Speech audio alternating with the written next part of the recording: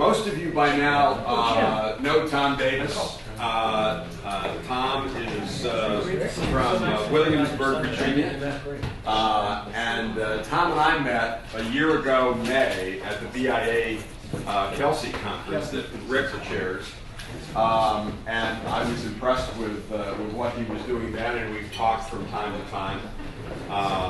He's like most of the rest of us, has been in radio most of his life, owned stations in Massachusetts that he sold in 2003, and then about 5 years ago bought the stations in Williamsburg. Am I right? Yes. And so he has been telling me over this last year and a half or so about this model that he has developed, and I thought it was compelling enough that I wanted him to come and talk to us about it. So, Tom? Thank you. First of all, thank you, Jim, for all of your hospitality and hard work to put this on. I think it's been really wonderful. I appreciate it very much. And the meal really was really good last night. So, one of the things Sean just left, I guess, but it's funny, he mentioned Mumford & Sons and Adele and Arcade Fire. They're all in heavy in rotation at the Tide 92.3, in case you want to listen to TideRadio.com. And when they go to the heavy rotation at the bigger, the mainstream stations, we'll put them on the side because we'll have done our job of delivering them to the main stage, which is what AAA stations do. But I found it interesting, too, because another thing that John pointed out is nobody tells you the name of the songs anymore. We actually do the opposite of every radio station that I've ever known. We put the name of the song at the end of the song because that's when you really want to know it. You hear it and then you want to know it. Otherwise, if you hear it at the beginning, you don't know because then you hear it. And on top of that, we post our playlist online all the time. And on top of that, we put a promo on the air all the time that says, heard a song you like and you can't find it on our website? Email us, music@tideradio.com. We answer every single email individually and personally, and tell them what the song was and how they can get it, which is part of the entire process of what we're talking about. It's sort of a new world out there. We are in Williamsburg, Virginia, 2 radio stations, AAA station, the Tide, 92.3, classical station, one of the few commercial classical stations still alive and doing very well, Bach FM, and then our local daily newspaper, WYDaily.com. We're not a radio station and we're not a newspaper, we're a media company. We honestly believe, and we'll talk about this, that the future for all the folks in this room who can be with companies will see it that way, is to build a local media company and to forget about all this stuff of which way it gets delivered to the people who are going to be spending time with it. I'd like to start, if you don't mind, if I'd indulge you, we did a little promotional video. It's short, but it's kind of good at explaining our model. We send it out to all of our advertisers, to ad agencies, and to people out of the market so that before we talk to them, so they don't ask all the usual questions that people ask, they get a sense at least of what we do and how it works. So let's take a moment and tell me if you can hear this okay. Good morning, 72 degrees in Williamsburg. It's your hometown radio station and time to take a look at the news. From Williamsburg, Yorktown Daily, your local daily free newspaper at WYDaily.com. In the news, 4 William and Mary students have been selected to participate Thursday in a televised town hall meeting with President Barack Obama. Aaron Zagurski spoke with them, and you can read the details at WYDaily.com this morning. Actress Betty White is on her way to Williamsburg. She'll be spending time in Merchant Square and also in Colonial Williamsburg and doing a fundraiser for pets. Details from Desiree Parker, who spent time with Ms. White. Southwest Airlines announced Monday its intentions to acquire AirTran, the low-cost carrier that provides about half the flights out of Newport News Williamsburg International Airport. And that story from Amber Lester waiting for you at WYDaily.com this morning.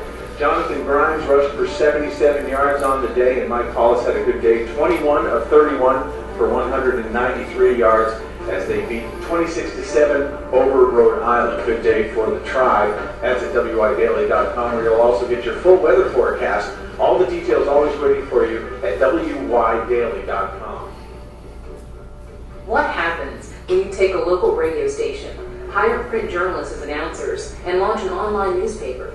You introduce the new newspaper, online 24/7 for free, with regular updates delivered wherever you are and whatever you're doing through the radio. Davis Media owns 2 radio stations in the Williamsburg area, known as the Historic Triangle, and home to about 150,000 people. Surprised by the lack of local news coverage, they launched WYDaily.com. Tom Davis is president. There was no local daily newspaper serving the historic triangle, so we started Williamsburg Yorktown Daily, and WYDaily.com very quickly, just being an online paper, filled the void that was missing for a long time. Print newspaper used to be the direct provider of local news, but reading one today is really a lifestyle choice. So the question is, what does the new newspaper look like? Davis Media contends it's a combination of radio and online news delivery they call Listen and Click. We hire actual journalists who work in newspaper, and we put them in the position of both being broadcasters, providing the news on the radio, and at the same time writing for our online paper. So you have the immediacy of radio giving you that information from real journalists, and then you have the 24/7, you have the availability of the free content online. And our model, as a result, is much more visited than a traditional online model where there's no driver to remind people to go there and get their news. So much more visited, in fact, that WYDaily.com has over 78,000 unique readers in the market. That's a 52% market penetration, and over 4 times the readers of a local print newspaper. Kim Lenz, managing editor of WY Daily, on the Listen and Click journalists. They get the news, they talk to the people who are making the news, they interpret it, they explain it, just like a traditional newspaper would do, because people can really do without the paper. They can't do without the news. Listen and Click transforms radio and newspaper competition into a coalition. The radio drives more readers to the online newspaper, while the newspaper attracts more listeners to the radio station through better local content and community involvement. Listen and Click works for advertisers equally as well, as local business owners are guests on the morning show for short breaks on the air. The audio is later shaped into the most compelling moments that personify their passion as only radio can. Customers of the company become members of what we call the inner circle. As advertisers, it's the beginning of a partnership focused on personalized service. Emily Dordelman is our client services manager. After our salespeople go out and they talk with our clients, I become their point person. I help with finalizing the contracts, getting approval on everything. I put them in touch with our full-time production manager, our full-time art director, basically anyone that they would need. To be buffered. It's great. Wonderful servant, powerful master. There's Wi-Fi radio for you right there, huh? Yeah. Well, it finishes off, no reason to wait. I'm going to shut it down because it'll come back in the middle of it. But it finishes up by talking about the fact that really what we do as a result of that is that we have more time spent connected with the people in our community. I want to give you an example, the most immediate example I can give you, which is kind of fun. This is High Street in downtown Williamsburg, which is one of the newest developments that's been put together, funded by the Prudential Group. It's a beautiful complex, supposed to be one of those living and working centers with commerce and everything. It's got a movie tavern and many restaurants. This particular restaurant on your right is called Terra. They built a beautiful building for this. And it was one of those wine bars, which was a very nice place. But Williamsburg is a little bit over-restauranted these days. And as a result of that, like many, it was sort of struggling. They did advertising with us for quite some time, and then they closed for a little while for renovations while they opened another location down in Hampton. And a lot of speculation rumors started to come across the market as to whether or not Terra was going to reopen.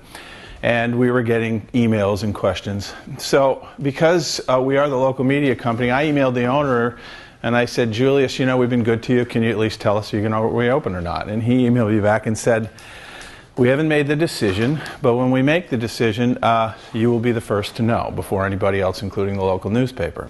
Well, I got the email last night. And it was from Julius directly. And this morning, the headline, which the local newspaper won't have for days, and in our little part of the woods, this is big news, by the way. Terra will not be reopening, and we have the scoop first. And you can't do that unless you're local. And this is part of the reason that I'm here and I get so fired up about a lot of this stuff, is it's very difficult for me to believe that Patch or any other local group coming in to try and compete with us at this level is really going to have that type of infrastructure to get inside of what's going on in any given community. Basically, this is what we believe. We think the winners are going to transform from broadcasters to local media companies. That's the transformation that has to take place. And There is nothing better than radio to drive people. Using the power of radio, you can get more revenue as a result, and you can get more people reading online, listening online. It's a very good driver. We know that from the dot-com days when the money came in, everybody was using radio to try to be the winner in the dot-com race. The process is called convergence in our level. We call it local convergence, obviously. We call our particular model the hometown driver, and it works pretty well with any digital platform. It doesn't have to be a newspaper. If you had a sports talk show, it's a perfect example of how to use that. But the result overall is more time spent connecting with rather than just TSL, and I think that's one of the issues that I sort of was bringing up. And Sean asked about this. How do you get them to spend more time with you? I don't really care how much they listen to my radio station. I don't care which radio station they listen to. I don't care how much they read my newspaper. I know they're going to come around the circle of the different products that we supply. And I know that we are vital enough to what happens in the community that they will be there on a regular basis. So I don't worry myself with those details, because I know if we put the product out there the way that we should, we're going to have them at these different levels because we're actually responding to their specific needs. So it's partly a new idea, and then it's really better execution in a lot of these areas. One of the things that we were talking about, one of the keys to doing this cost-wise, this is why I said radio is a little bit difficult, we don't use disc jockeys. Time and temperature and what that song was just don't matter anymore. Knowing really deep information about whether or not Lady Gaga, wore a dress made out of meat or not is something that's on every website in America, and if you care that much, you've already seen it somewhere else or you're being tweeted by her. So what we have to do is have people who can tell us what's happening in our community, information they can't get anywhere else. And we find that correspondents do that better. At the same time, they can write for our newspaper. So we have replaced the traditional disc jockey with correspondents who write for the paper, can speak on the radio, and give us more local presence in the process, while at the same time not increasing our costs, which is one of the big factors. Basically, you've already seen how this works, but this is an article that came out about a year ago about a state legislator who said that your punishment, if you're not true to God, would be that you might have a disabled child. Needless to say, that was rather sensational. And we were on the air that morning, as we do every single morning, with the local daily news from WY Daily, and broadcasting that as one of our particular stories. And within 2 hours, we had 7,610 people who had read that story. And as you can see it right there, 6,843 are unique. This is the number that you should really look at. 4 minutes and 55 seconds spent on that page. That, in internet time, is an eternity. It's an absolute eternity. So if we can get people with the right content to spend that much time with us as we continually push different advertising through there, plus on the radio, then we have the connection we need with them, that they're not going to go to some other source. As you saw, we have over 78,000 unique readers. There's 150,000 people in the market. We have 78,000 readers already. Some of them read 2 pages a day, some of them read 3 minutes a day, some of them read the paper 2 times a week. One of the things I'm going to talk about is that on the local level, it's not about impressions and it's not about click-throughs, it's about content. All of your visitation is content-driven. That's how they come.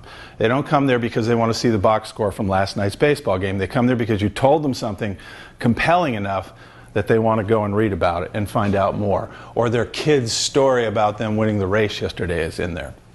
So this is what we are doing. We're trying to reinvent local radio and become local media. We've done it in Williamsburg. Our plans are to go out to other markets, acquire radio stations, use the most powerful tool there is, in our opinion, to do that in other places, and that's where we're going if we ultimately get there. Here's some of the steps that we see in the process. Taking first the leveraging of a local ownership. Everybody in this room is in 100% agreement that one of the biggest issues facing us is the scaled company. If you have the greatest opportunity to get somebody on the air, but you might have to shave their rate by 15% for the first year of their contract, but they'll spend $100,000, by the time you hear back from the CEO to say, okay, they've signed 7 other contracts with other media, or you'll never hear back at all. I've experienced this directly. I worked for Jake, who worked for a boss who owned about 40 stations, and I lasted 2 years there. That's after I sold my stations, because you couldn't get somebody, you couldn't get him to decide on whether or not to give somebody a 25-cent an hour raise for weeks at a time. So it's a ridiculous model when it comes to the ability to really move nimbly inside a market. You need to have local ownership. Truly local is more resistant to newer competition like Pandora and Satellite too, because it's local. because it is content that's not being provided otherwise. Second part is to build a digital platform using the power of radio to promote it. Again, part of this whole process is what we call curatorial local content, not aggregator based. What is it? Curatorial. Basically, you are a curator. And what has happened, one of the things that you hear a lot when you talk about the new newspapers and all of these different things coming in, citizen journalism. Well, the problem with all those things is it's completely up to the individual who posts that information as to whether or not A, it's accurate, and B, it's biased. In the process, unless you have a curator there who's going to check the facts, you don't have journalism. What you have is a blog, or you have some other forum that's public. And so in the process, what we say is there's a trust factor in a lot of these markets that's missing now. And so if we can come in and actually reestablish trust by following true journalistic ethics in our case, actually back up the things that we say, and then write about them, then we will have people through that trust build relationships with us, both on our content and then later in their advertising. Third part of this is so important, using the metrics to prove the model. Why would we settle for unstable audience information when we can get the facts directly from the metrics of a website? We can get this stuff instantaneously, and I think one of the most fun parts about it is you can actually sit in front of a client and bring up Google Analytics and show them that second what they are. You know they weren't manufactured using tap scans so that they took quarter hours and moved them around to look like you're number one. It's all there. You know, the analytics don't lie, and it's a very powerful tool when your analytics are good. So you can also help to use those to avoid digital by selling impressions and click-through rates. We don't do that. We won't sell by impressions or click-through rates because that's not how local media works. It just does not work the same way. Next thing, this is the obvious one. Our argument back when things got bad was, well, we can sit and wait for radio revenue to come back, or we can go get somebody else's. Let's see, who's hurting more than us? The newspapers. Let's go get their money. And they were, and they are. And so there are always opportunities. If the pie is smaller, then you got to go get some of the pie from somebody else. That's exactly what we did and we continue to do in our market. They have left a void in content locally. They've also left a void in terms of advertising locally. There's not as much belief in them. There's not as much circulation. They're a great place to go get money from in many, many markets. This is the next part. Monetizing the entire model is really important, and not just the pieces of it. One of the things that radio stations have done beautifully is give away their websites. It's all added value. It's all free. We all know that once it's free, you can't charge for it later on. So you have to build it so that they're together in the part, because the sum of its parts is what makes it work, and that makes it work much better, and that's how we sell it. And then follow that with only the best possible practices. We've spent the last 3 years developing and then codifying our best practices into a series of things that we do every single day to ensure that when we get up in the morning, we follow exactly what we need to do to stay where we are in the market. Let's see. This is the results of our efforts, just to give you an idea. Our sales growth last year was 34%. By the way, the year previous, we were only down 2%. So it's not like this is just some big delta from a loss from the previous year. 2011 budgeted sales growth is 17%. We were up 18 in January, 14 in February, 13 in March, and of course March just started.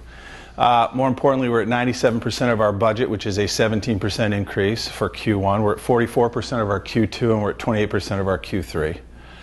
43% of our 2010 sales are already on the books and in contracts and ready to run. So our pacing is all we're focused on. Our percent of income from WY Daily, our digital model, is 21%. We have never cannibalized a penny from our radio stations.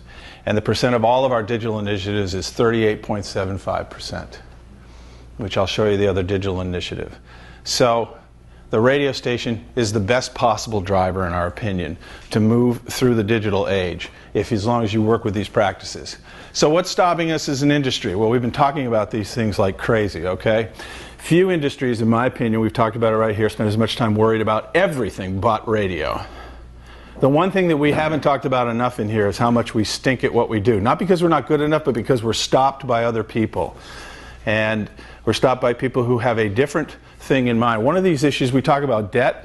Well, there's a lot of owners out there, not the big companies, but there are a lot of owners who did some serious profit taking for a lot of years, stuffed a lot of money in their pockets, lived very largely, and then when the day came to reinvest, they didn't have that cash. They never thought about the future. It's always been a cash cow business.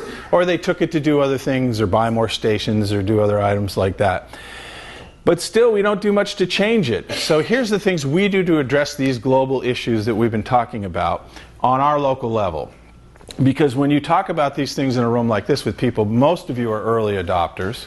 You've picked up your technologies earlier. You know, you've bought HD radios, you've done things like that. But you know, the locals have not done that. So we have to put these types of issues into terms of how they affect the local hardware chain owner or somebody like that. So let's go through some of those and how we've addressed those. First one is, what about newspapers? You know, because the newspaper still in a lot of small markets was the default advertising. That's what they did first. They spent their money on print ads. And one of the things I do often is speak to groups in the area, and I love to do this every time because I talk to them about newspapers. I talk about the Tribune and the takeover of the Tribune. And then I start by talking about Clear Channel and the years of consolidation in radio. And I always show people, see, you all know this, but the people in the world don't know this. And I say, so Clear Channel hired this guy, his name's Randy Michaels, and he came in and he had this great idea that one disc jockey could service 800 radio stations and everything could sound the same, and you just get rid of all the people because it's really the music that matters, and it will work great. And you'll make tons of money and it'll be terrific. And he ultimately pretty much destroyed the product everywhere he went. And then I point to him that, guess who the newspaper hired? The same guy. Guess what he's going to do? The same thing. Guess what he did? The same thing. He did it to the Tribune. Those of you who are familiar with this, did you know what the first thing he told the reporters that he wanted their work measured by? Does anybody know? Words. Number of words. How many words can you write a day? The. It doesn't matter what they say. He just said the number of words. This is our answer to what's going on in terms of the big world of newspapers. And then, as you heard in the video, this is our argument. It's a lifestyle choice. It's not where you go to get your immediate news. Okay, maybe if you're retired and you can still get the paper every day, but what percentage of the market still does that? Now, newspapers are a lifestyle choice. They're not the primary news source. And so, pretty much we've won that battle with the newspapers locally. So then we take on Arbitron, which is actually very fun to do in our market. We are actually in market number 43, even though we're 60 miles from market 43. As you know how big all the Arbitron survey areas are, and we're way down here in this. And there's 1.3 million people in my market. So I'm supposed to be measured by this, and I'm supposed to be told that we don't have any listeners because Arbitron says I don't have any listeners.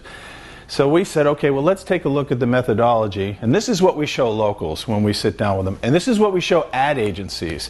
And you will be amazed at how much ad agencies appreciate seeing this.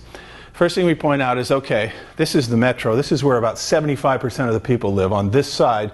By the way, this is the worst tunnel in America where their traffic stops up every single day. Do you really think anybody cares about going down there? No, this is where they live, and they don't want to go much farther than that. This is also the home of the College of William & Mary. I'm wearing their shirt. I didn't go there, but I like them because they give us lots of money and they take good care of us, and I appreciate them. So basically, there are this is what we tell people. We say, okay, there's 5,757, or let me call it 6,000 undergraduate students attending William & Mary in 2010. We went down to the campus and we talked to the people in the registrar's office. And we found out that 25% were first year. And then you see the rest of the numbers, sophomore through their senior years, undergrads. We also asked them, okay, so where do they live if they live on campus? And this is what we found. These are the names of dormitories that are in the areas. 17% is the highest. Ludwell and Barrett has 8% of the total undergraduate population living there. So then we said, Arbitron sample size, compared to the sample size they would put to measure our part of the market, is the same as asking 10 William & Mary students what year they are and where they live on campus. 10 out of 6,000, they're going to ask them. So we said, well, I guess we ought to do the same survey, don't you think? So we went over to the dining commons and we surveyed 10 people. And this is what we found out. No seniors went to William & Mary. They have a real problem, no seniors. And the sophomore class is highly underdeveloped. I mean, that is just not going well at all. But they've loaded the first year pretty good, so they can probably smooth that curve out over time. But this is another issue for electric bills. 4 of the dormitories are empty. There's nobody living in those dormitories there. It's just, but meanwhile, Ludwell's got 44% of the people. That is an overload compared to what it really is 17 down to 8, and that's based on size. So once I show this to somebody, this is the real data. This is an Arbitron survey that is actually, all of our diaries were placed accurately and all of our information came back accurately. They were all undergraduate students. It was as good or better in terms of estimates. So basically, when they see that, you say, well, okay, and I can hear what you're saying inside. You're going, yeah, great, but they still want to know, what your points are, and they want to do your share and everything else. No, they don't. Because it's about the client dictate, and you all know this. No matter who the company is, if the client, if the marketing director, if the director of communications, if somebody in that big company wants to do business with you, they will tell the agency to buy you, period. And it's hard work. And if you work for a lot of the consolidators, they cut those budgets out where you would travel to the market and sit down with the buyers and sit down with the marketing directors and talk to them one-on-one. Centera is the biggest healthcare industry in our market. They're a very, very large company. It's something like $6 billion a year. 3 days after we opened the radio stations, we drove to Raleigh to meet with the buyer. Just bought her lunch. We were a long, long way from getting a deal. We hadn't even had the radio stations on the air. But we went there to meet her. And you know what she said to us? You're the first people to ever show up in person to talk to me from the market and see me. We're friends with her to this day. She still buys for the company. Great Wolf Lodge is national. It's a national account. They buy locally through us completely. Colonial Williamsburg, Martin's, which is the giant food chain, they have an agency right up there in Pennsylvania where they're located. First thing they did, they bought a local chain called U-Crops. First thing we did is jump in the car and drive up there and back in the same day. Saw the buyer, saw the people. But the very first thing we did was we went to the manager of the existing grocery store there, who's a very popular local guy and a very big fan of the radio stations, and asked him to tell those guys, you have to stay on these radio stations. And he did. And we are on them. And they spend a lot of money. So all of these are examples of agency-based businesses where we get a lot of money. Colonial Williamsburg is #1 in our list. Centera is #2. They're all significant advertisers. All of them use agencies. None of them care about the numbers, because we were able to go around them with the right process of explaining what's going on. So then the next one is always about the old what about satellite and internet. I love this. This is another one I always do when I'm talking to a group of people, because I get this. You must all get this question all the time. What about satellite? What about satellite? This is the first thing I always ask, and I'll ask all of you. How many of you in this room have at one point or another stayed in a hotel, looked outside your door in the morning, and there was a USA Today? Raise your hands. Everyone, right? How many of you read it? A little of it, picked it up. Most everybody, right? How many of you subscribe to it? You subscribe to USA Today? My wife. Oh, that doesn't count. No. My point is taken. Why don't you subscribe to it? It's not local. It's a paper I read only when I'm... Exactly. It's not local. Sirius and XM is the USA Today of radio. That's the very first thing we point out to them. It's great. People who have if you talk to most people who have satellite radio and listen all the time, it's because they don't resonate with their local radio station, or they travel a lot, and they can listen to their favorite music, talk show, news, whatever it is, over a long period of time. And as a result of that, that's where it works out great. Also, if you ask all of them, do you also listen to terrestrial radio? 96%, I think, are the ones that say, yeah, of course I do. So basically, we don't worry about that in terms of when it comes to that. Our whole point of this is that national entertainment platforms, their whole proposition is technology. That's their value proposition. It's a good proposition. It's very strong. Look at this. You can listen to us anywhere in the country. Listen to this. You can program what you want. But ours isn't about technology. Our proposition of value is community. One of the things I keep arguing about more and more that we're not doing, we can play the records. We can all play the records. Our two formats, the reason we chose them is because the music fit the demographics of the area, and we do a really good job with the music. Not for a minute do I believe that the reason that we have such loyalty to our stations is because of the music. Not at all. It has really very little to do with that. And the program director who massages that database of music to make that segue between the two songs so beautiful is wasting all of your time and all of your money, because meanwhile he hasn't met somebody in the community that might be meaningful to you in building a relationship. And there's where I think our issue is, and that's what we have completely tackled with this. It's about building a community. There's more need for community than ever before. There's more need for people to belong to something. Because yeah, you can sign up and be a member of Pandora, but that is not a community. That is a country. You know, we all long to be, whether it's parents at your kids' soccer games or, you know, alumni of your favorite university or college, but we all want to belong to communities, and so our job is to build communities. So what about iPods? This one probably surprised me more than any other technology over the years when I saw this come down and all the things I read in the trades. Oh, iPods, how horrible. And I thought, seriously? This is the greatest thing that ever happened to radio, in our opinion. It's the first thing we said, especially doing a AAA radio station. I have a job now as a jock, and that is to fill somebody's iPod. I'm the person who's going to be dumb enough or obsessed enough to sit and listen to 400 CDs a week to find the very best music that you're going to like so that you can buy it and load it onto your iPod. And I'm the only one who's going to do it, because in my demographic, you've got kids, you're married, you're going to soccer games, you want to watch your favorite TV, you're Skyping, there's a million things that you're doing. I'm sorry, you are not sitting around listening and finding the latest, greatest music. You put that job to somebody else you can trust. You put it to a curator. And the only reason you don't is because we're not curating. We're just spinning records. And that's the difference. And we help them and show them the way. If you go to our website, these are the people that we're trying to reach. As you can see, they don't have time to fill their iPods. This is what it says there. You're busy. You love music. You wish you had time to listen to 100 CDs a week, but you don't. You simply don't. That's what we do. We find the good stuff and we bring it to you every day. It's a radio station that's your own personal iPod. We get emails all the time that say, you're like my own personal iPod. I really appreciate what you like. And if they like it enough, they buy it, which is great. But we encourage them to. We encourage them to carry around an iPod. Because the fact of the matter is, if we can't bring them the good music, then who is going to do it? What about Groupon?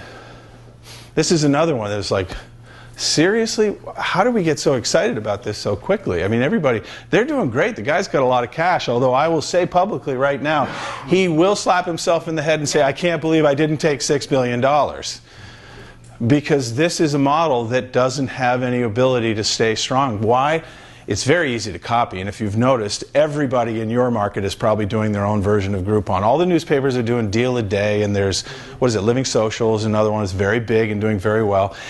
It's copyable. Second of all, this is our own experience. 40 of our advertisers have done Groupon. None of them have done it at our expense, by the way, because they sign annual contracts and they trust us. And so we go, will you tell us about our experience? So we've talked to all these businesses who've done Groupon. Well, first of all, the discounts are really deep, okay? So you all know how it works. You agree to sell $10,000 worth of gift certificates, and then they sell them through the Groupon. They send out the blast email. You have this period of time. They use that tricky little thing that says if we hit this threshold, we'll let them go, and if we don't, of course the threshold's about 4 now, I think they let them go. And then they sell them for 50% off, which is then $5,000. And then they split that $5,000 between the merchant or the restaurant or whatever it is and themselves. Okay, so now you just discounted your product by 75%. 75% discount. This is the part that I love.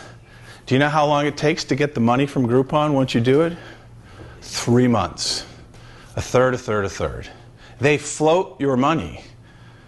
And every single one of these people we talk to is like, they got the money right away, and they're just holding on to it. Meanwhile, these people are coming in with these gift certificates, and they're redeeming them, and they're getting my product, and I don't even have 25% of the cash that I was supposed to get yet until day 90, which is not working well for them. Next issue for them, in terms of how they're doing these restrictions, so, you know, first of all, it's a suntan on Tuesdays at, you know, midnight at the tanning salon. But second one that's really hurting them is they've been putting these expiration dates on it. I don't know if you noticed, but they've been sued in California. Did you know in most states it's illegal to put an expiration date on a purchase gift certificate? I know this from direct experience from a product that we'll show you that we use. You can't do that. You can't say, here it is, buy this, and then you have to use it by March 31st. That's not allowed under most commerce laws. It has to be, for instance, in Virginia, it's 5 years. In Massachusetts, it was in perpetuity. You bought it, you could use it any time you wanted for the next 150, 300 years. Does not matter. They're going to lose that battle because you're buying it. It's not a coupon. So that expiration date is really difficult. And then too many loyal customers versus new traffic go to the merchant. You know what it's like for the local Z Pizza guy who told me? He said, yeah, about 75% of the people who bought the certificates are people that would have been spending cash with me anyway. They weren't getting new business. They weren't getting enough new business. Now, in some areas, it works pretty well, but the point is, it's not a sustainable model for most of these merchants, and so they're going to run through a tremendous amount of them, and then it's going to start to slow. Why am I so forward thinking about this? What do I have the right to do? I started this program in 1998 at my previous radio stations. It's called the Save 30 Store. This is how it works. You buy gift certificates online from our radio stations or our newspaper at save30radio.com. You save 30%. No gimmicks, no expiration dates. You save 30%. It's a gift certificate. I keep the cash. I give my advertiser 100% of the value of the gift certificate in advertising. They then turn around and use that. First of all, it's only 30, it's not 50 or 80. Second of all, because I keep the cash and give them 100% of it, they don't have to spend cash on their advertising, but I got prepaid on it, so I didn't have to wait 90 days. And most importantly, instead of one email blast and then a bunch of people through the door, these people can run regular great radio ads and get results ongoing. As you can see, we sold $1.3 million in gift certificates in the Williamsburg market since we started. And we've only been doing it there 3 years. It's 21% of our revenue. In 1998, I started at WRNX in the Springfield market. Now it's still being done by the Clear Channel station up there. The last year, we sold $700,000 in gift certificates in 1 year. Because it's a win-win-win. That's why I'm pretty sure Groupon's not going to be a win on the long term. Even if it is, I built loyalty with my customers that they're not going to stop using us in order to do Groupon. So why should I worry about them? If it works, if it's terrific, let them go. Let them keep doing it. We don't tell them not to do it. We say try it, see how it works, measure it for yourself. What about social media? This is my favorite one with local advertisers. Have you been through this yet where you go in and it's the car wash? This happened, owner of car wash. My friend was telling me I got to start thinking about my social media and my digital strategy. He goes, should I be tweeting? He's a car wash. What is he going to put? You know, we got new bubbles. I mean, this is one of those things that, again, is being so carried away by the energy of it that people aren't actually putting the practical applications to use. So what's our job as a local member of the community that understands these things and studies them? We need to be their social driver. We need to explain to them when they can use this and when it's not good to use this. I went to see an eye surgeon friend of mine. They had a new technology where you can get rid of reading glasses by a radio wave surgery. I don't know if you're familiar with that at all. And so I went to see him and I said, Doug, so I want that surgery. I hate having glasses. And he said to me, no, you don't want it. You'll be very unhappy. Your eyes will get bad again in another year or two. The technology's not far enough along. So then we started talking about his marketing. He's a good advertiser. And he said, should I be on Facebook? Should I be tweeting? Should I be tweeting? I said, Doug, you're an eye doctor. I want to hear from you once, and that's the day you perfected that surgery. Until then, stay away from me. I'm too busy. I don't really want to know that, hey, we have new horn-rimmed glasses. You know, what are you really going to be tweeting, or what are you going to be Facebooking me about? So what we do is try and get them to use it. It's a great thing to have friends, and it's a great thing to build that. But they turn it into, honestly, most of them think this is the way they can advertise for free. And they can't. They will not replace advertising. It is a good way to connect to people if they have a regular message. So here's how we're using it in our market to monetize and also to use it in a popular way for folks that are there.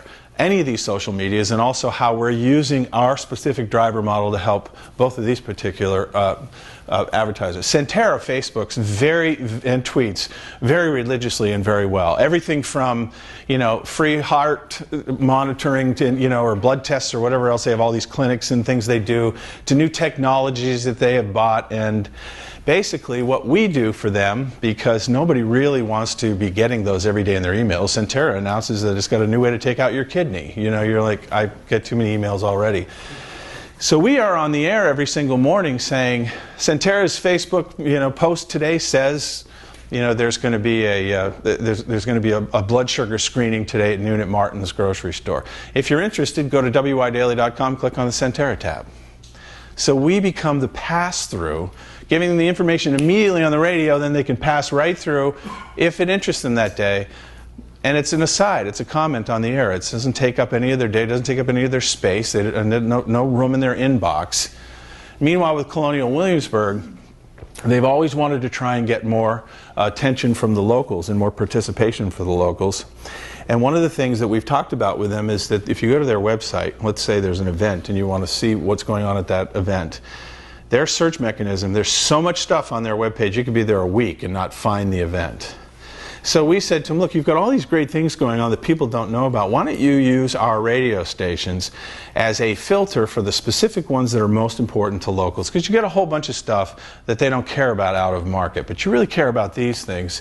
And what we'll do is we'll have your guests on the air. They'll come in, they'll talk about it. It's Wellness Week, for instance, at the Colonial Williamsburg Spa.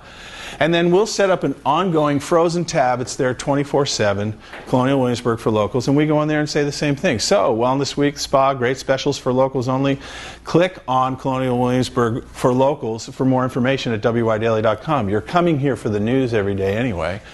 So they click on that. Now they have their own landing page where they get all the real estate. So they get to post all their ads of all their different products for Colonial Williamsburg. They don't have to share it with anybody else. Best part is, we're just going to give them the blurb about the details because they heard about it on the radio, but then they click there, we send them back to their website to get their tickets, to learn more about the event, to get the full site. So we return them as visitors to them. So we're just taking them through the process and getting them back to their website.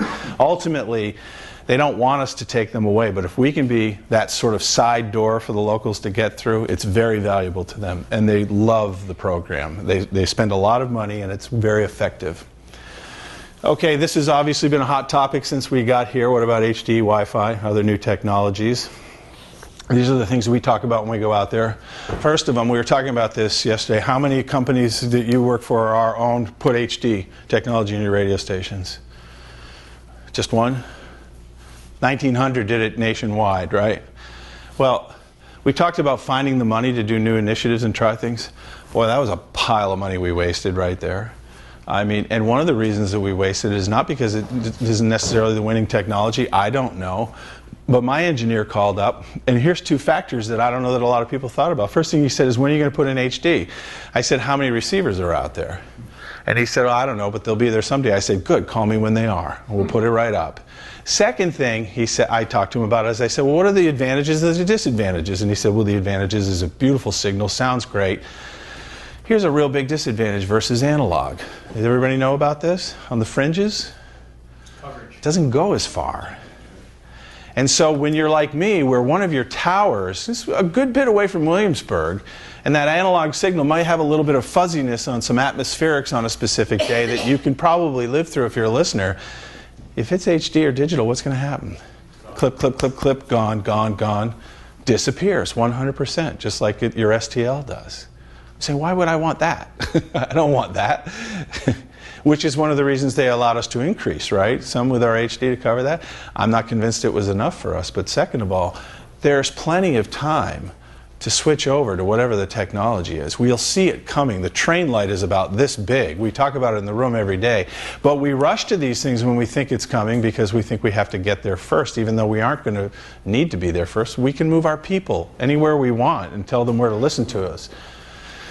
Okay, so we were talking about the Wi-Fi thing. Here's just my premise about Wi-Fi. I completely agree with everybody. Sooner or later, my guess is, if I had to bet there, that the iRadio is going to win. But that doesn't mean that we aren't part of it. I mean, that's what we'll talk about in a minute. But there's 250 million registered cars. Starting tomorrow, if every single brand new car manufactured had an iRadio built into it, and I'm not talking about early adopters who will do anything they can to have it in their car. We're talking about normal people who actually will get to it when it's sort of foisted upon them. At roughly 16 million new cars sold a year, it's going to take 15 years for every car to have that radio. Okay, I don't think that'll happen in 15 years. I don't think it'll be that fast. That's my belief. So what if it's 8? The point is, as long as we go along with it and do what we need to do so we're part of it when it happens, we don't have to panic about it. What we have to do is just prepare and do a better job at our own product in the meantime. It's not the real danger out there. That is not my real danger. My real danger is not taking care of my local market and having loyalty with my advertisers. This is the point that I like to make about this. When Coca-Cola came out, it was in that bottle, that glass bottle. Had to have an opener to do it. The bottle sweats a little bit, but it was beautiful. Time goes by, now you can get it out of a fountain, now you can get it out of a plastic bottle. All right? Is there anybody out there who stopped drinking Coke when they put it in a fountain or a plastic bottle if they drank it already? Nobody. It's the transportation device, it's not the content. It's the brand and it's the content. And they built the community of Coca-Cola drinkers. You could put it in a pail and throw ice in it and they would drink it. Because it's their drink. It's their drink, okay? It doesn't matter how it comes to you. Which is one of the issues, I think, is if my radio station is your radio station, it doesn't matter how I send it to you, you're going to listen to it. And if it's not your radio station, then you're going to switch to Pandora. And that's really my job.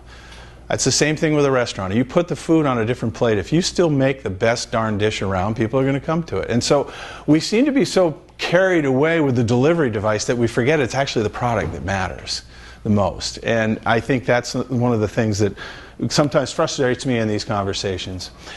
And part of this is how we came to the birth of what we call the inner circle method at our stations. And this, I would love to say, was the most brilliant idea in the world, but it was a total mistake. It happened by accident. And it was a response to the recession, was what it was. Beginning in 2008 and really through 2009, we really put it together in 2008. I did a budget and said, 2009 is going to be a rough year. It's going to take a while to turn around. Everybody in the room, you did your budget, you knew that, right? Everybody I talked to said, I don't even know what numbers to put down. I'm so afraid of 2009. So I met with my board of directors, and I'm lucky, I've got the greatest bunch of investors and board of directors in the world, but I said to them, 2009 is going to be a tough year. It's going to be a very tough year. It's going to be interesting. We're not going to know. My prediction is it's going to be September when we can turn the corner, but it's going to take at least till September. And so here's what we're going to do. We're going to go out to our advertisers, and as opposed to the newspapers and all the other places that are writing all this bad news, we're going to call up different people we know and say, are some things going well for you? Is some of your new products working well? People still come and eat at your restaurants? Yeah, they are. Yeah, actually, this is working really well. Why don't you come in and talk to us about it on the air? And we started a series of invitations. Local businesses, local community members, local leaders, president of William & Mary, coaches, all kinds of people around the community. And unlike the old public affairs program where they would sit there and go blah, blah, blah for an hour, we stick them on for the morning show and we do short breaks with them. We talk about a couple things, we kick them off, and then we come back and do another one. So we spend time with them on the morning. They get to do their pieces, they get to talk about what they do, but they don't take over the show. We still play plenty of music, get the news out, do the usual things. This is Chef Reese Lewis, who was on. We also put this giant screen in here where we can put their website up and any other things that they want to show and talk about, so they have a reference point in the studio, which they really like. And so they're in the studio with us all morning long. We record the whole thing, obviously. We just let the tape run. And I love the new tape of the new world. It's great stuff. So we have every single thing they say on the air, okay? And there's a ton of time when we're playing music and ads and everything else. And guess what we do during that time? We talk to them. We find out what's going well, what's going bad, if somebody's sick in their family, you know, if their kid got accepted to the college they want. We talk at length. We problem solve as business owners together. Have you ever had a first sales call with somebody where you got to spend that much time with them, talking to them that deeply about what's going on? They'll be in there sometimes for hours. They're honored. They think it's very cool, by the way. Then this is the other thing we do. Obviously, in my case, I do it on the air, but in our markets where we do this with our model, the owner has to be in there because they need to showcase the model. They need to go on that screen and show all the great metrics of whatever their digital part is. The sales rep's there. He's the person or she's the person who builds and keeps the relationship, but that's all. That's their job. They don't do anything else. They don't write copy and they don't collect the bills and everything else. And then the client services manager who you saw in there, she's actually the person who keeps the promises. She's the concierge. Once they sign a contract, she takes it from there, in-house. So you don't have to wait for the sales rep to call you back on the road from the phone between cold calls and everything else. She's there all the time. And she's there 24/7 because you can email her at any time. And she is as good as any concierge out there at every detail. Let me check your schedule. Let me do anything you need. You remember these conversations about how long it takes to change your commercial if something goes wrong? We do it instantly. Somebody calls up and says, you know, we were going to do this thing this weekend, but the delivery got stuff. We change the ad instantly. Literally, we'll have it done in 5 minutes for you. We'll pull the schedule instantly and then change it if we have to. And then the creative director who makes sure that the ad's effective, that's all he does for me. He actually lives in Massachusetts because he's so darn good. But he writes the copy. He belongs to a national voice bank so that we can get voices from all over. He also gets the ad approved with the client. He does everything with the client on the creative side. So the rep isn't wasting his or her time walking around saying, hey, you need to listen to this ad. He takes care of it. And we also are very, talk about a push model. If we can't get through to them, we send them the MP3 on an email and say, by the way, here's your ad. It is great and it starts tomorrow. Call me if there's any problems. So we take this whole process of waiting on everybody else and we say, no, we're good at what we do, so we're going to go ahead and get it on. We have a full-time art director who makes all those great graphic ads. She worked for an ad agency. She takes care of all the approval processes for that. So that, again, the client deals with her for that, not the sales rep. And then we have a business manager who takes care of anything else that might go wrong. So they become involved in personal relationships with 6 different people at our radio station who they meet on a personal basis the first time they come to the radio station to be on the air. So unlike the usual situation of a radio station when you lose your top biller, you are in some deep guano. I mean, it's not a good thing for us to do it, but we don't lose the client when we lose a sales rep, because the client loves our company. They love all the people there. They're on a first-name basis with everybody. And it's a very different thing in terms of those different elements of it. The best part is this. While we're running that audio, the conversation we have with them isn't, so, tell me about your business, and no, you know, so that they give you those pat answers. We actually ask them things to sort of inspire them to talk about the passion of their business. What made you go into this business in the first place? Why did you want to be a podiatrist, et cetera, et cetera? What makes you different than anybody else? Sort of challenge them a little bit on the air, so they're not reading copy. We get some of the most amazing audio clips from these people. And then we put those and put them together into an ad. And it's not like your typical client-read ad, which sounds horrible on the air. These are people talking like they would at a cocktail party. So they're very, very compelling, and they're in the community. And by the way, I was talking about this before. I've gotten to know Jerry Lee pretty well. He loves this system so much that I just did a conference call with some of his people to show him how he can do it in his studios at WBEB, because it's working so well for us. Then we take the full interview and we post it on our website, which is great because then they can have every family and friend and everybody else come and listen to them, and whenever they want they can download it and put it on their own website if they own a business. And then this is the part that's best, because we're taking the risk, not them. We run a 2-week schedule with those wonderful ads that we ran for free. We run it for 2 weeks. And it's a great damn ad every single time, let me tell you. What's the results of all this? Our closing ratio is 88%. Better yet, 88% in the studio before they leave. And that's for at least 6 months and almost always a year contract. Bless you. Because it works, because they can feel it. And they hear themselves going down the road, and their friends are coming up to them and saying, I heard you on the radio, because they're part of a community. And that community is one that everybody wants to keep tuning into the radio station, not to hear the song they can hear on Pandora, but actually to hear whether or not their neighbor is going to be on their favorite local radio station and what he or she is going to say. Not for too long, because it might get boring, but something that's really valuable. At the end of this, in order to whip through some of the critical success factors that we came out from this, this is one issue that I don't know if you noticed Burrell talking about. He was saying the facts that a lot of these sites that you go to, make sure the actual people who are visiting those sites are local before you sell them advertising. I don't know if you can read this. These are Williamsburg zip codes, 51,000, 47,000.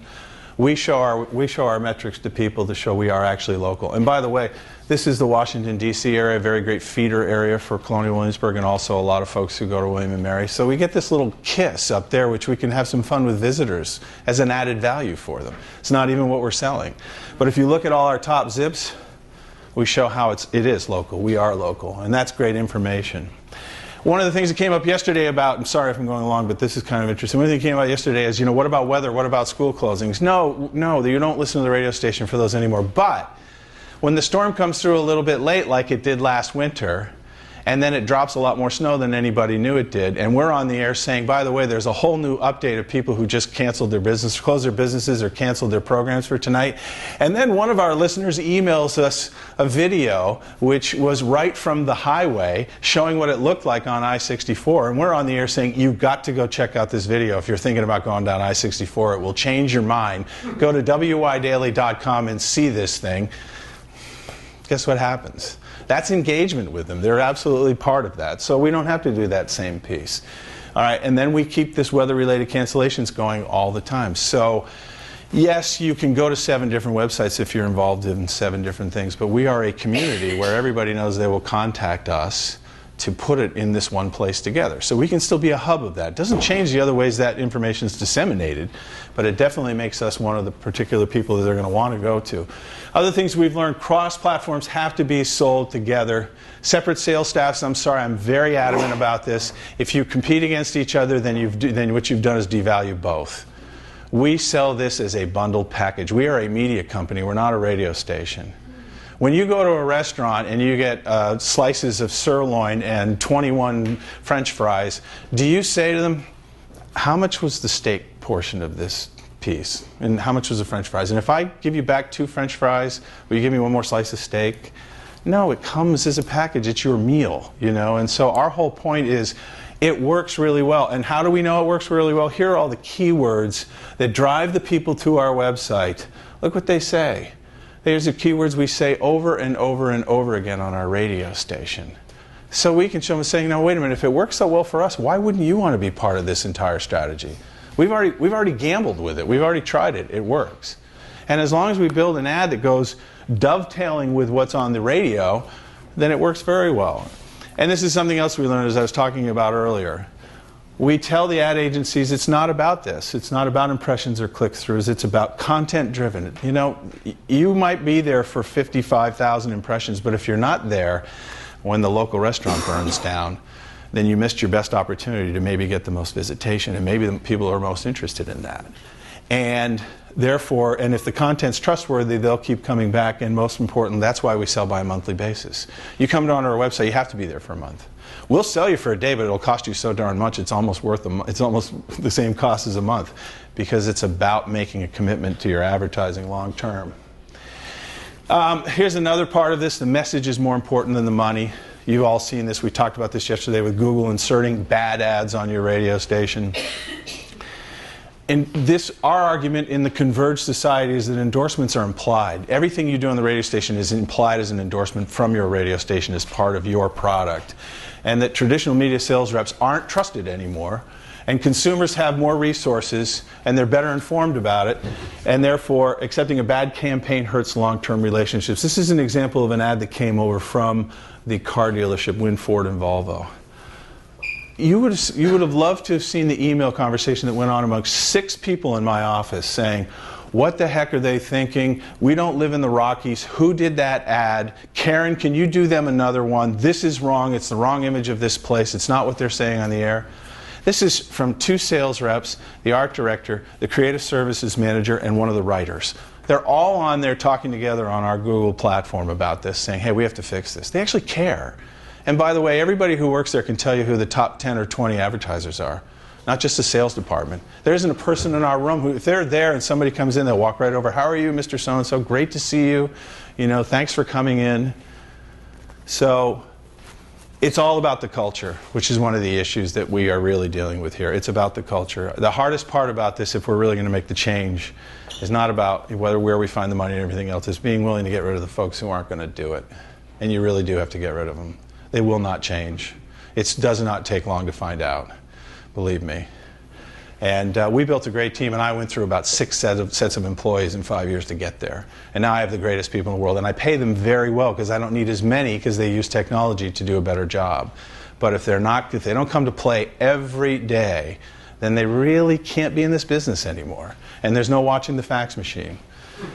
So, and we expect them all to go out in the community and build relationships in whatever area they want. They're runners, they belong to a club, they're on a board, they're on a charity, but they have to go out there and be part of the community. It's all part of it.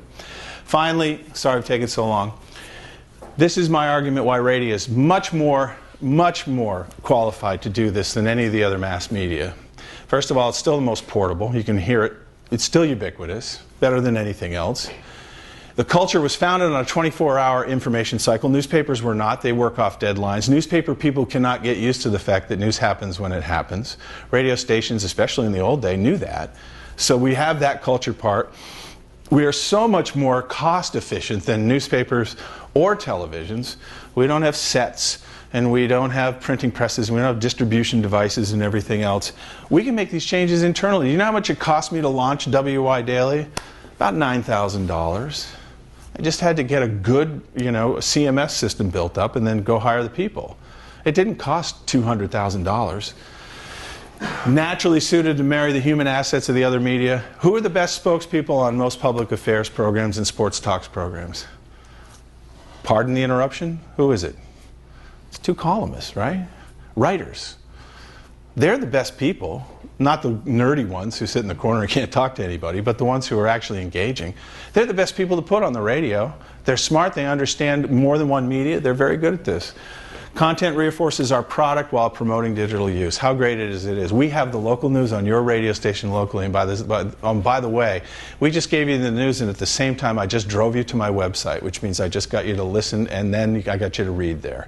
But I did it all through the process of my content so that I didn't have to go, hurry over now and look at widaily.com. And then better able to adapt the dynamics of a technological change. I think this is the biggest part that I've talked about with this. Constantly with my board of directors, they say, well, what if banner ads aren't the answer? What if this isn't the way they're going to make money on digital? The answer is, who cares? We can change instantly with it. We can change our model. We can go out and talk to people and say, we found this works better. We are completely adaptable to the technological world through our model. We're not married to anything, and we do not believe that anything will stay in one stagnant place, which is why when things change, we're going to be ready for them. We'll say, okay, this is the way that they want to advertise, we're there, we'll do it. Whether it's permission marketing or anything else. So this is one of the reasons why we want to build this model in more markets, because we believe radio stations, when done right, can just tear them up because of the driver. It's all about the driver. That's it.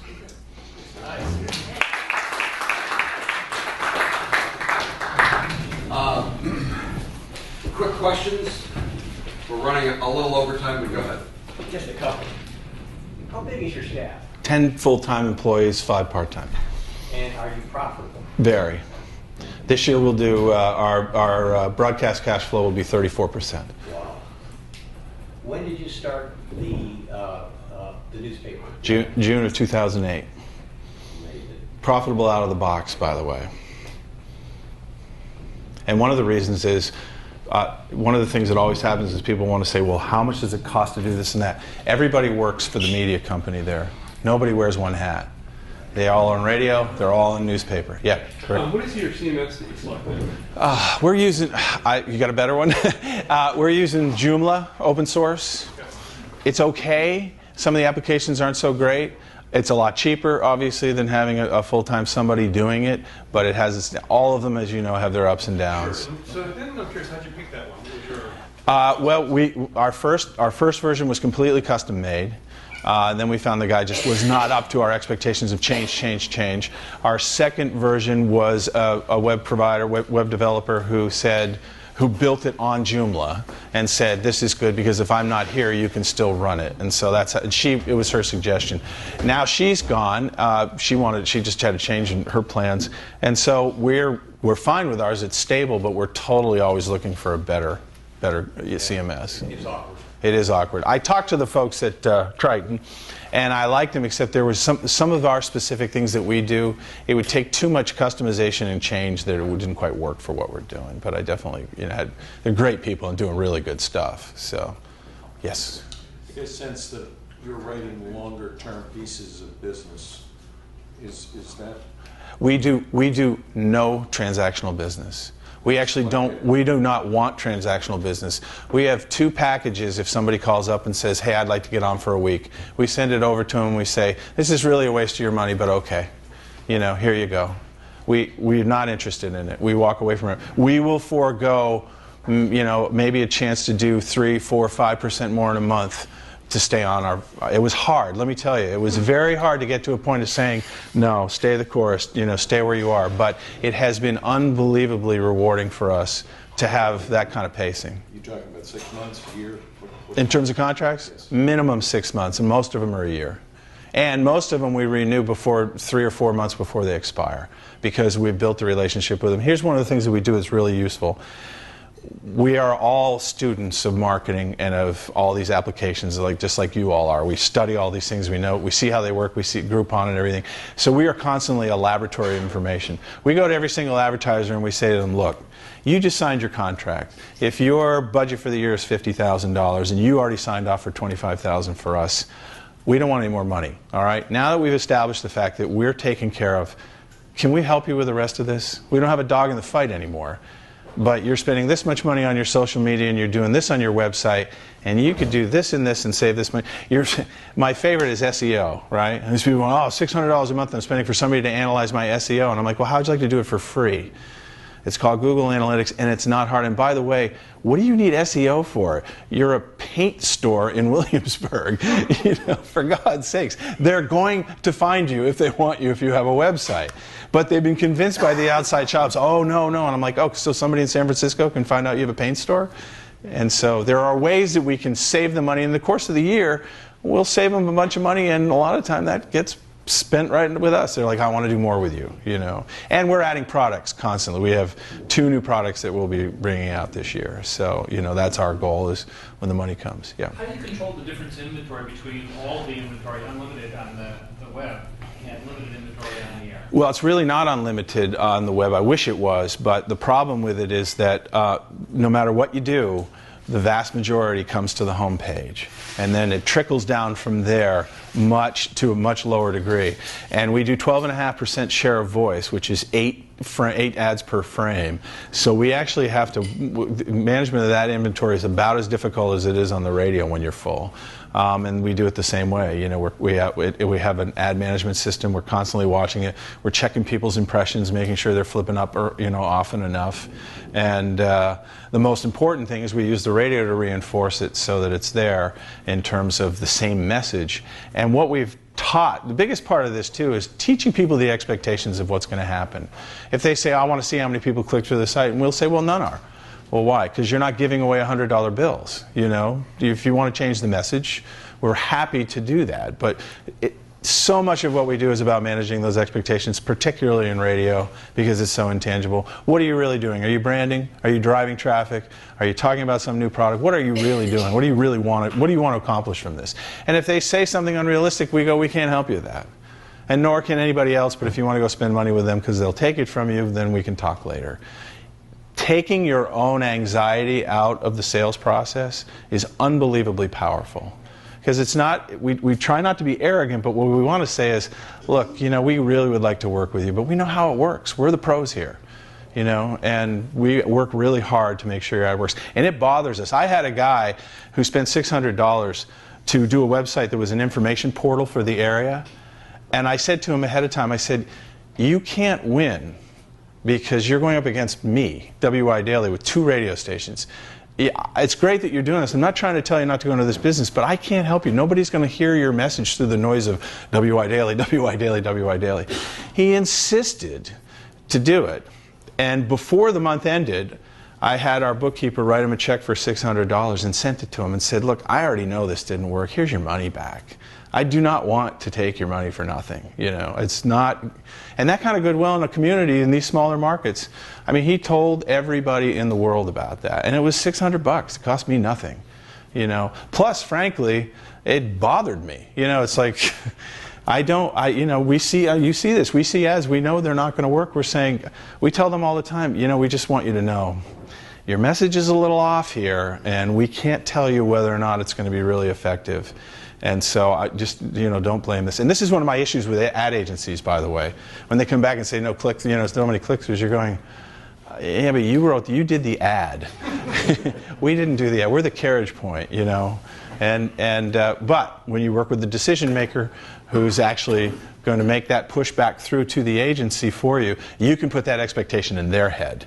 Say, by the way, we don't think this is going to work so well, and you need to know that ahead of time. So it's really big. Yeah. I know. Thanks, Tom. Yeah, thank you. So.